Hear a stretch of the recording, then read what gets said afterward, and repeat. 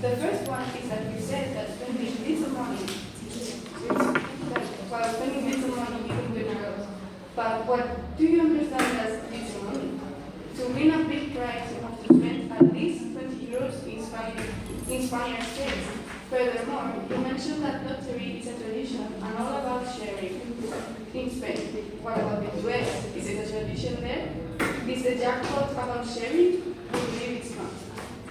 In addition, you answered that it isn't that easy to get good, but in fact, it is. Spending a euro or a dollar every day sums up in here.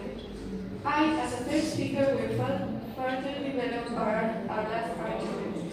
The fact that most of the money spent by citizens on lottery ends up going to the state. As someone once said, you know you are capitalism's ideal puppet and education betray you when winning the lottery is your only chance of realizing financial freedom.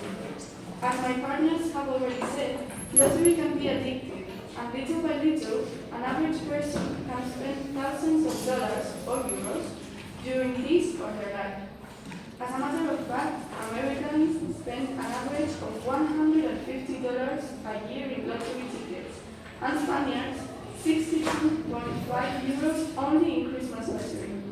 Should we banish the lottery, we will keep people from wasting their money.